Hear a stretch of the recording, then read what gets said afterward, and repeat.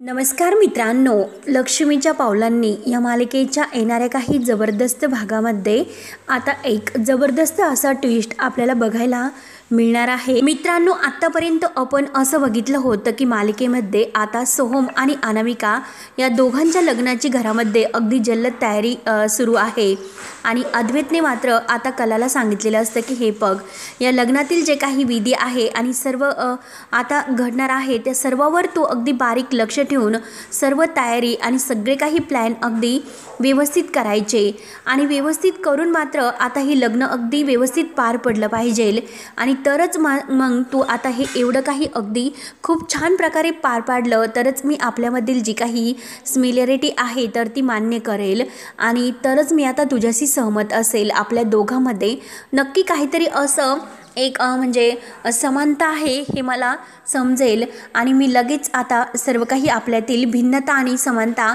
हा भेद काढून टाकेल। तेव्हा कला म्हणते की बरं, हे चॅलेंज आता मी स्वीकारलेलं आहे, त्यामुळे आता हे चॅलेंज स्वीकारल्यानंतर मात्र आता कला लगेच अगदी जोमाने कामाला लागते। घरात कुणाला काय हवं काय नको सगळ्याची जी काही व्यवस्थित काळजी घेत असते, अगदी बारकाईने सर्वावर लक्ष ठेवून अगदी ती वेळेचं नियोजन प्लॅनिंग वगैरे सर्व काही व्यवस्थित करते।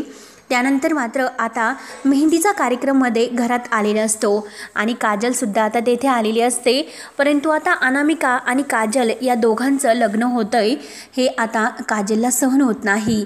तिच्या चेहऱ्यावर अगदी स्पष्ट दिसून येते की काजलला कोणत्या तरी प्रकारचे टेन्शन आहे। तर तेव्हा मित्रांनो, आता काजल आणि सोहम या दोघांचा विवाह कसा पार पडतो, कारण आता आपल्याला तर सर्वांना माहितीच आहे की आपल्याला सुद्धा मनापासून असं वाटतं काजल आणि सोहम एकत्र यावे, कारण का आता काजलचे सुद्धा सोहमवर तर मनापासून प्रेम आहे, पण त्या अगोदरपासून सोहम पहिल्यापासून काजलला अगदी आपल्या एक मनापासून तो काजलवर प्रेम करत होता आणि काजलवर प्रेम करत असताना मात्र त्याने अनेक प्रकारे काजलला ती समजून देण्याचा प्रयत्न केला, तिला स्पष्ट तोंडावर सुद्धा सांगितले, पण त्यावेळेस मात्र ही मूर्ख काजल आता सोहमशी आता लग्न करायला तयार नसते, कारण तिला असं वाटत असते की आता कलाताईला काही त्रास व्हायला नको आणि लग्नाच्या भानगडीत आपल्याला पडायचं नाही, म्हणून ती सोहमचं प्रपोज टाळते। तेव्हा आता सोहमला तेव्हापासून खूप राग आलेला असतो आणि आता सोहमला राग आल्यापासून तो आता मुद्दाम काजलला जाळण्याचा प्रयत्न करतो, कारण तो आता दुसऱ्याच कोणत्या तरी मुलीवर म्हणजे अनामिकावर त्याचं प्रेम आहे असे दाखवतो आणि मुद्दाम आता त्याचं ते सगळं काही अगदी घडतच जातं, कारण त्याचं मनापासून प्रेम तर काजलवर असते, परंतु सर्वांसमोर आता तो असे दाखवतो की अनामिकावर त्याचं प्रेम आहे, म्हणून घरातील सर्वजण आता सोहम आणि अनामिका या दोघांच्या लग्नाचा अगदी विषय घेतात आणि ह्या लग्नाची तयारीसुद्धा आता जल्लोषच सुरू होते। परंतु काजल इतकी टेन्शनमध्ये आहे, ती मेहंदीसुद्धा काढायला तयार नसते आणि आता मेहंदी काढताना मात्र जे काही तिच्या हातातून ग्लास पडलेला असतो, सारखी सोहमकडे बघत असते, तिचं सगळं लक्ष सोहमकडे असतं, कारण सोहमला सुद्धा या लग्नामध्ये तो नाराज आहे हे तिला स्पष्ट दिसलेलं असतं, परंतु तो मुद्दाम आता हे सर्वांना दाखवण्यासाठी करतो। नक्की काहीतरी असं आहे की आता ह्या सोहमच्या मनामध्ये असं काहीतरी दडलेलं आहे।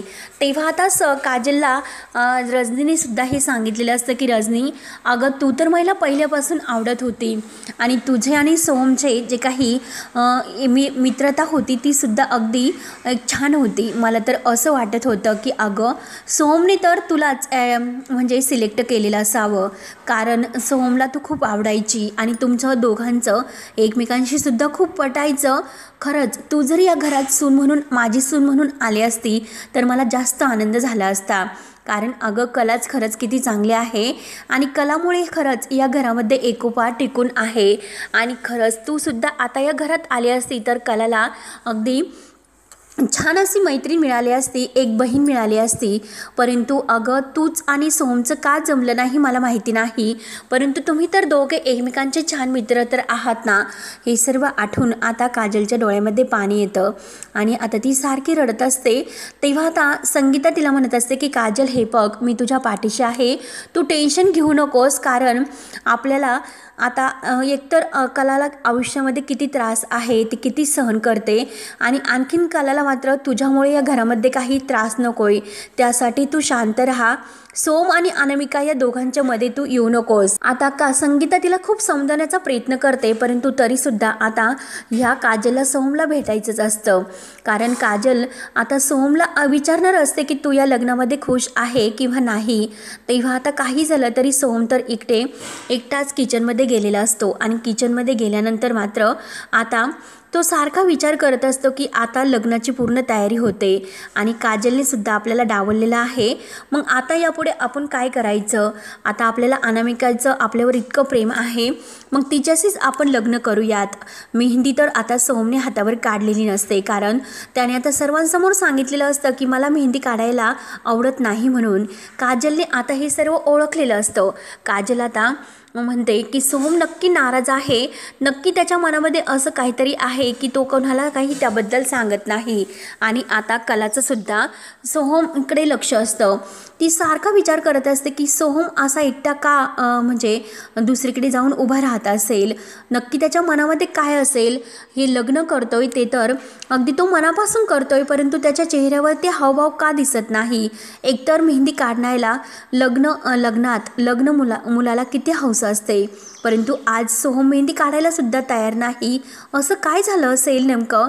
कला आता खूप असा विचार करते आणि कलाला आता एका गोष्टीचं लक्षात येतं की आता सोहमने जे काही आता त्याच्या रूममध्ये पेंटिंग काढून ठेवलेली आहे गुंड्याची, आणि त्या पेंटिंग खाली मात्र त्याने हार्ट असा आकाराचं चित्रसुद्धा काढलेलं आहे आणि पुढे गुंडेश्वर असं नावसुद्धा लिहिलेलं आहे.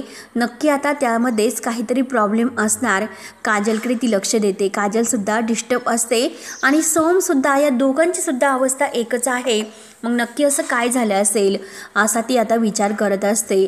आणि आता काही झालं तरी मात्र आता आपण हे शोधून काढायला हवं की सोहम या लग्नात खुश आहे किंवा नाही. एकदा त्याला त्याच्या मनातील भावना विचारायला हव्या असं कला आता ठरवते.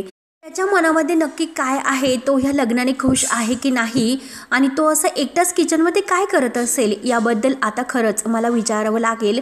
एकतर त्याने हातावर मेहंदीसुद्धा काढलेली नाही आणि तो असा का वागत असेल. आता प्रत्येक गोष्टीचा कला विचार करते आणि विचार केल्यानंतर आता मला एकदा सोहमशी बोलायलाच हवं, म्हणून आता ती सोहमशी बोलायचं ठरवते. तेव्हा मात्र आता लगेच ती सोहमला विचारायला जायलाच निघते आणि तेवढ्यात अद्वैत तिला अडवतो. अद्वैत तिला म्हणतो की काय गं, तू काय केलंस? अगं कपाळाला असं कपाळ लावून टिळा लावण्याची काय गरज होती सर्वांसमोर तुला हे करण्याची? तेव्हा आता कला म्हणते की अरे चांदेकर, अरे प्रथा म्हणून कुंकू लावायचं होतं आणि मग आबांना ही प्रथा मोडून सुद्धा द्यायची नव्हती, म्हणून मी असं केलं. तेव्हा आता अद्वैत चिडतो, कारण आता सरोजने अद्वैतचे कान भरलेले असतात. तुम्हाला अगोदर सांगायला हवं होतं.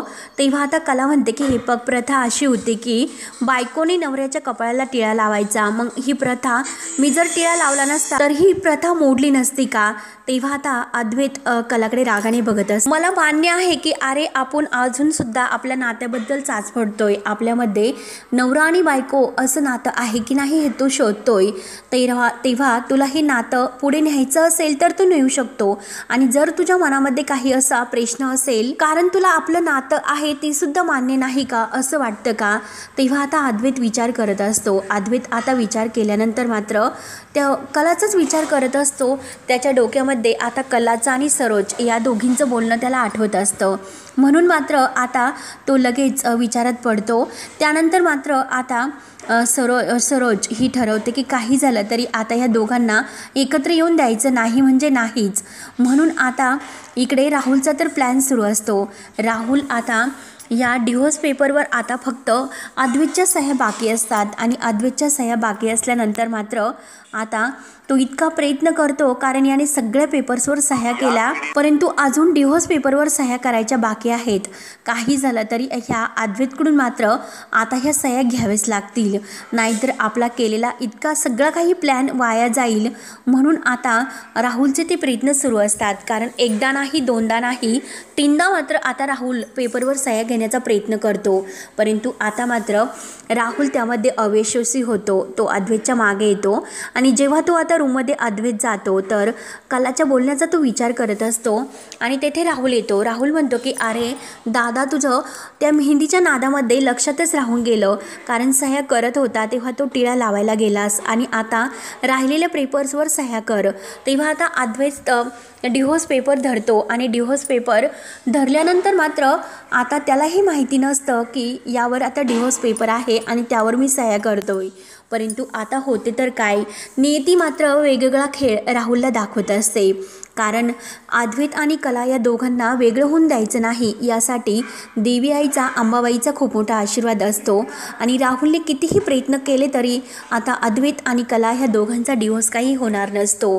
तेव्हा आता राहुल मुद्दाम त्यावर आपला हात धरतो आणि अद्वैतला सह्या करायला सांगणार तोच लगेच आता कला ही आतमध्ये अगदी घाई गडबडीत येत असते. आता घाई गडबडीत आल्यानंतर मात्र तिच्या हाताला बांगडी तेथे गुंतते आणि ती बांगडीची काच तिच्या हाताला लागते आणि त्यातून रक्त येत असतं. आणि रक्त आल्यानंतर मात्र आता कला ही बांगडी फुटते. विचार करते की मला असे वाईट असे अपशकुन का घडत असतील, हे तर बांगडी फुटणं चांगलं नाही. म्हणून आता लगेच अद्वैत ते सर्व काही त्याच्या हातात पेपर्स असतात तर ते पेपर्स सोडून देतो आणि पेपर सोडून तो अगोदर राहुलला म्हणतो की मला अगोदर तिच्या हाताला मलमपट्टी वगैरे सर्व काही करून दे, तू ते पेपर्स बाजूला ठेव. राहुलचा पुन्हा पचका होतो. त्यानंतर राहुल पुन्हा आता याच्याकडे सह्या करायला येतो आणि सह्या करायला आल्यानंतर आता तो आपल्या रूममध्ये घाईने जात असतो, कारण आता घरामध्ये मेहंदीचा कार्यक्रम झालेला असतो आणि आता पुढचे जे काही फंक्शन असतात तर ते बाकी असतात. आता घरात सर्वांची धावपळ सुरूच असते आणि त्या गडबडीत मात्र आता राहुल पुन्हा अद्वैतजवळ येतो, अद्वैतला सह्या करण्यासाठी सांगतो. तेव्हा आता अद्वैत यावेळेस मात्र ते पेपर्स पाहतो, डिव्होर्स आहे, तर ते नाव मात्र आता अद्वैतच्या समोर येतं आणि आता ते समोर आल्यानंतर मात्र आता अद्वैतला धक्का बसतो. अद्वैत लगेच राहुलला विचारतो की राहुल, अरे तू हे काय करतोस, डिव्होर्स पेपर आणि त्यावरती माझ्या सह्या घेतोस का? तेव्हा आता राहुल खूपच घाबरतो आणि आता अद्वैतने पूर्णपणे राहुलची झांज उतरवलेली असते. राहुलला तो म्हणलेला असतो की हे बघ, अरे तू काय करतो, तू आमचा डिव्होर्स करतोय आणि हे पेपर्स मुळात तू चोरलेस कुठून? तेव्हा आता हे पेपर चोरले कुठून असं म्हटल्यानंतर मात्र आता राहुलला धक्का बसतो. राहुल खूपच घाबरतो आणि आता घाबरता घाबरता लगेच आता ह्या अद्वैतने मात्र त्याला अगदी रंगेहात पकडलेलं असतं आणि तेवढ्यात आता रॉकेट तिथे येतो. रॉकेट म्हणतो की काय झालं दाजी, अहो तुम्ही राहुल दाजीवर काय इतकं चिडतात? तेव्हा आता अद्वैत म्हणतो की हे पेपर्स याच्याकडे आलेच कुठून? तर लगेच रॉकेट म्हणून जातो की अहो दाजी, मी जेव्हा रूममध्ये गेलो होतो तेव्हा मात्र हे दाजी तुमच्या कपाटाजवळ काहीतरी करत होते. आता असं सांगितल्यानंतर राहुलची बोलती तर बंदच होते. त्यानंतर आता इकडे कलाला सुद्धा ही माहिती होतं आणि कला मात्र आता राहुलची आणखीनच खरडपट्टी काढते. त्यानंतर आता लगेच अद्वैत ते पेपर्स जाळून टाकतो आणि हे पेपर्सला परत हात लावण्याची तुझी हिंमत जरी झाली तर माझ्या इतकं वाईट कोणी नसेल, असं तो अद्वैतला आता धमकावतो. त्यानंतर मात्र आता कलाच्या डोक्यामध्ये हा प्लॅन असतो, कारण सोहमला तर तिला विचारायचं असतं. म्हणून आता तिच्या अगोदर तेथे काजल गेलेली असते. काजल आता सोहमला प्रत्येक गोष्ट विचारते.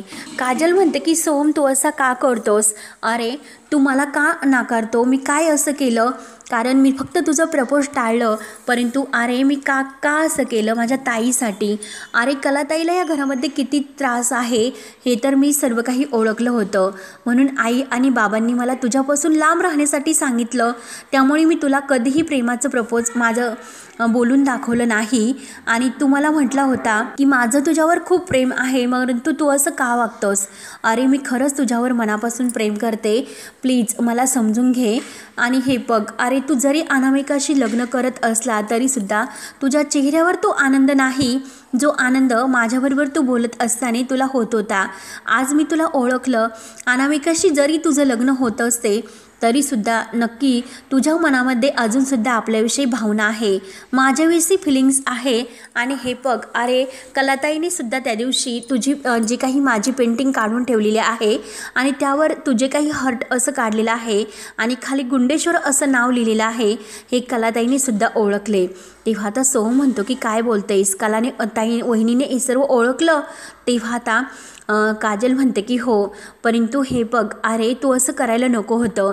अनामिकाशी तू प्रेम करतो की नाही, एकतर तू तिलासुद्धा फसवतो आणि मलासुद्धा, कारण आमच्या दोघींना तू आता फसवून इतका मोठा गुन्हा करतोय का. तू अनामिकाशी असं वागायला नको होतं. अरे जर तुला लग्न करायचं असेल अनामिकाशी तर तू तिच्यावर प्रेम कर आणि मनापासून तू तिचा स्वीकार कर, माझी काही हरकत नाही. एकतर तू मला डावललेलं आहे, तू माझं ऐकायलासुद्धा तयार नाही. मी तुला हेच सांगण्याचा प्रयत्न करणार होते की अरे मी सुद्धा तुझ्याशिवाय राहू शकत नाही.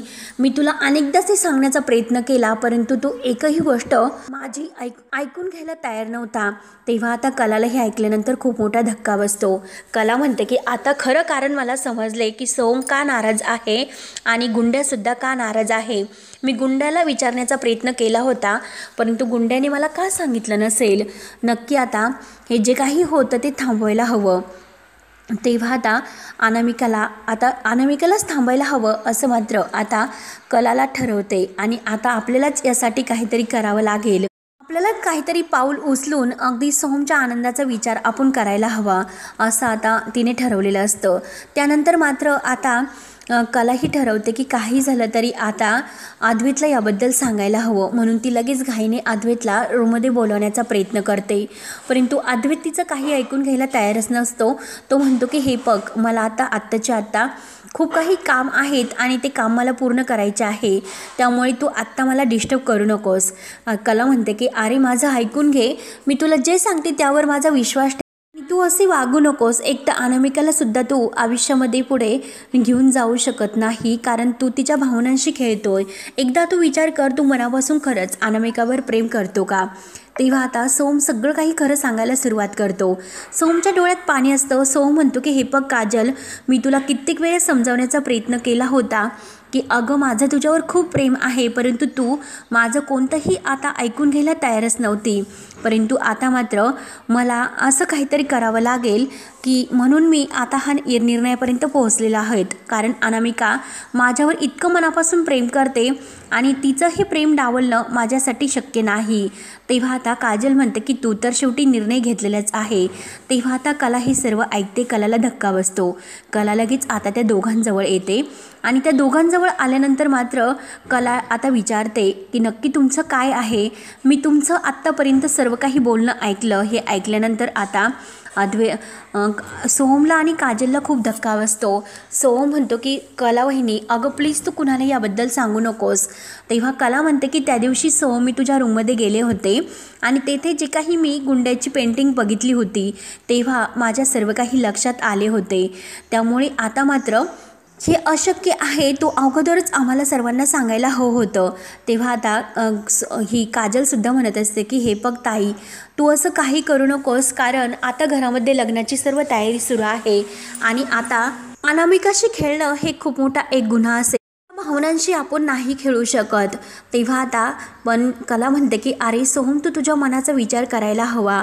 अरे तू घरच्यांसाठी हे सर्व करतोय, परंतु जर तू आता एक गोष्ट लक्षात घे, अरे तुझ्या अद्वैत दादाचं आणि माझा तू विचार करतो का.